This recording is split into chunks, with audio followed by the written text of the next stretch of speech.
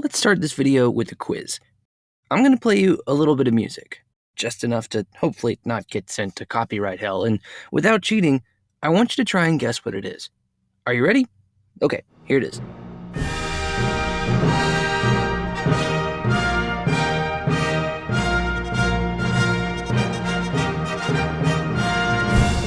Did you recognize it? Of course you did. It's the Olympics music. Well, actually, it's a song called Bugler's Dream, which was written by this guy, Leo Arnault, in 1958. It wasn't originally intended for the Olympics, but after ABC used it in their coverage of the 1964 Winter Games in Austria, that theme became almost as much a part of the experience as any of the actual events.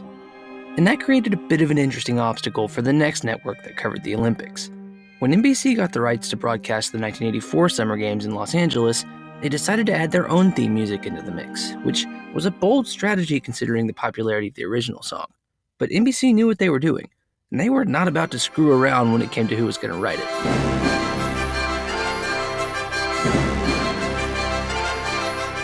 This is the Olympic fanfare, and if you don't know who John Williams is by name, I can almost guarantee that you're familiar with some of his work. Like this.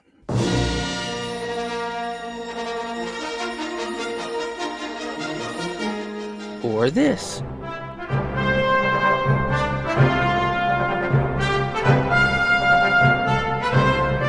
Or maybe this.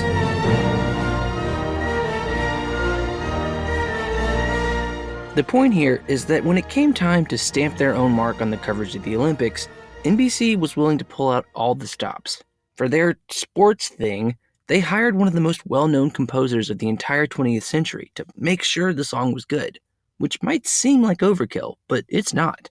In hiring Williams and continuing to use Bugler's Dream even after they'd written their own thing, NBC clearly understood something really important about their audience. Music means something. Here's a more recent example of what I'm talking about. I grew up here, in Birmingham, Alabama, which is right in the middle of SEC country. Like, the league offices are literally 10 minutes away from the house I grew up in. And as a product of that environment, most of my Saturdays growing up sounded like this. And with that, the Home Depot SEC on CBS brings us to a packed house, Bryant-Denny Stadium in Tuscaloosa, Alabama. I can't fully explain it, but something about the sound of that music just feels like home. Coupling that with the view of a full stadium on a sunny fall day just gets you in the mood for football, which is kind of the point. I cannot mentally separate those things from the games I've watched over the years, from Cam Newton humiliating LSU to Greg McElroy hopping down the sideline against Florida in the SEC title game. Yes, even you, Kick Six. All of these amazing moments have had that music playing before them and behind them. But recently, ESPN announced that they would be purchasing the rights to the biggest SEC game of the weekend, leaving CBS to sign on to what appears to be a very complicated deal to broadcast the Big Ten. The era of the SEC on CBS is coming to an end, and for people like me, that's a pretty sad reality. But hey, it's a business, and these things happen. And we've all got to respect CBS's wishes in this tough time for everyone. They want to move on, and we should do the same. Oh look, they just put up a promo for their Big Ten coverage. Let's see what that's about.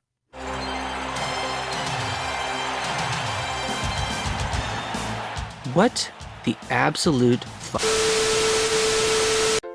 What is this? Big Ten on CBS, more like Betrayal on CBS. It's the same music, just with Illinois and Maryland and Purdue and Rutgers. Oh my God, this isn't happening. CBS took the thing that was so special to so many of us and just gave it away to whatever conference batted their eyes at them next. That was supposed to be our thing, CBS. Did we mean nothing to you? And before you come at me with your comments about how this was their college football music before CBS ever got the SEC rights, let me just tell you how little I care. You can't just do something a certain way for 25 years, to the point that it's almost impossible to separate two things from each other and then just use it somewhere else and pretend like nothing happened. That's not how any of this works. Sure, legally it's their song and they can do what they want with it, but that doesn't mean they should. Why? Because music means something. Let me give you another example. In addition to maybe being the best closer in baseball this season, the Mets' Edwin Diaz has also gotten a lot of attention for his entrance from the bullpen, which, even as a Braves fan, I have to admit is pretty cool.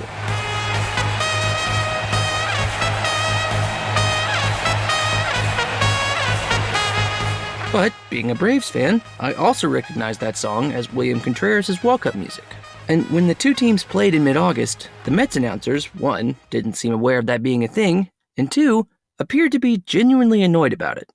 William Contreras, and if you recognize the music, yes, William Contreras uses Narco as his walk-up music. Hardly seems right. And Contreras DHing today, which was his role in the All-Star game this year, somehow.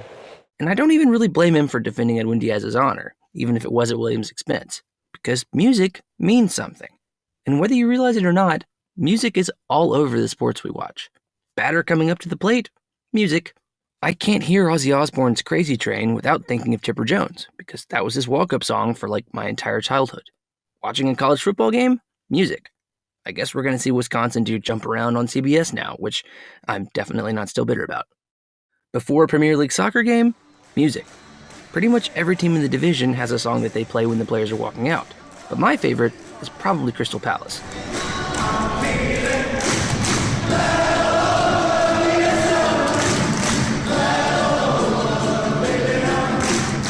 All of these are part of the games themselves, but the people broadcasting the games caught onto this idea a long time ago too.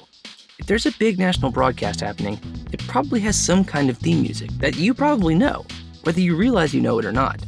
Some of these opening sequences are incredibly ornate and probably cost an absolute fortune to put together, which begs the question, why do TV networks do this to themselves?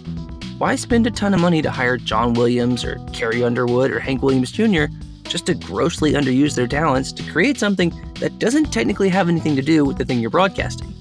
Why do sports broadcasts have theme songs at all? Well, like I've said a couple of times at this point, these networks know that music means something to our brains, and they're willing to shell out as many resources as it takes to make that work in their favor. Here's what I mean by that. What we're getting into here is something called context-dependent memory. But before I explain exactly what that is, we need to talk about how memory works in general. There are 3 basic steps to remembering something: encoding, storage, and retrieval. Encoding is the point where your brain first learns something, sort of like downloading a file onto your computer. Once that skill or image or list or whatever has been encoded, it then has to be stored for later use, like shifting that file into a new folder so it can be accessed later. The last part is retrieval, or actually getting that file out of the folder to be used wherever you need it.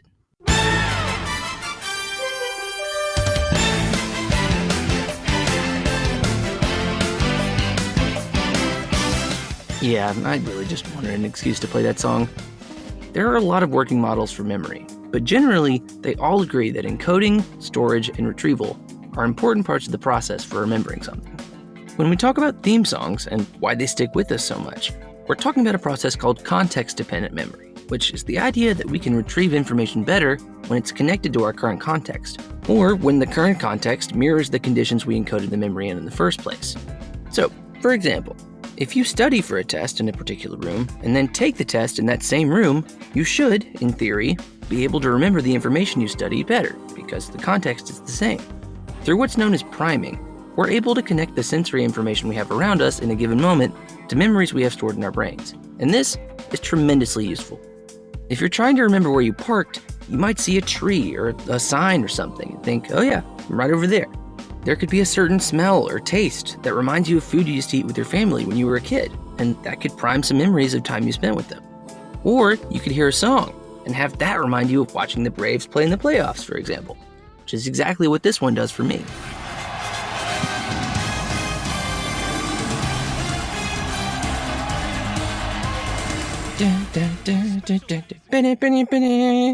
No, sorry, got a little carried away there.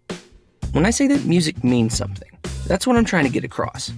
We have an incredibly strong mental and emotional connection to music, so much so that there's an entire area of therapy dedicated to it that can treat all kinds of stuff, from depression to Alzheimer's to people with cancer.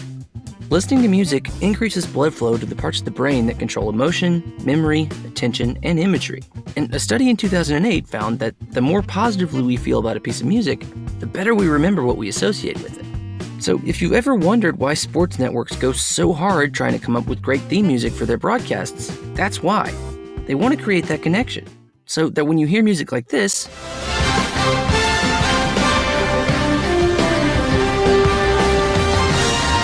you think of this.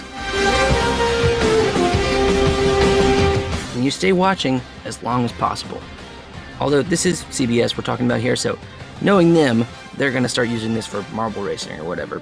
I know it just sounds like I'm bitter that CBS is using their football theme for their Big Ten coverage, which I am, for the record, but I also think it's kind of a terrible idea from a business standpoint. The ESPN NBA theme is terrific, but can you imagine if they started using it in front of, like, Monday Night Football? Of course not, because that would be blasphemous. Mike Green would be so upset. My point here is that you can't just throw these songs around willy-nilly, CBS. Like I've been saying this whole time, music means something. Each one of these songs is connected to a specific set of memories for the people who've spent years watching the events they've preceded, and to just use them wherever you feel like it is confusing. CBS has known for a while that this deal was a possibility, and not only have they pissed off an entire section of the country with their stupid tweet, but they also wasted a major opportunity by not taking a page out of NBC's playbook from back in the day and just giving the Big Ten their own music. They robbed us all of another great sports theme song, because let's face it, most of these things are absolute bangers. They're kind of ridiculous and almost completely unnecessary, and yet I love them all. Sports theme songs are so impactful, and just exist in the first place, because they make us think of the sports they come before. That association is incredibly strong, and while, yes, the networks are utilizing those emotional connections for their own monetary gain, those pieces of music can take us back as sports fans and make us feel good in a way that few other things can. They are a part of the experience, and because of that, they're a part of our experience too. So the next time you sit down to watch your favorite sporting event and hear the theme song that plays before it, I hope that you remember what you learned in this video. And I hope that you remember everything that the song makes you think of, because, after all, that is the point.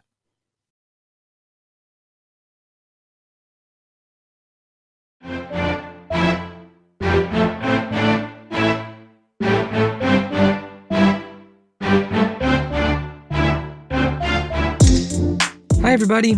I hope you enjoyed our little foray into music and memory, because it really is a fascinating subject. There's a lot of research out there in the world on how really smart therapists are using music to treat patients, which I would definitely encourage you to go check out. But if you enjoyed the video, please give it a like and subscribe to the channel for more stuff like it. If you've got an idea for a video you want me to do, please don't be shy about putting it in the comments, because I do read those and have been known to use them for ideas in the past. We've got an absolute banger coming your way next week, one of the videos that I envisioned doing when I first started the channel. But for this week, that's all we've got. Until next time, I'm Will. Bye.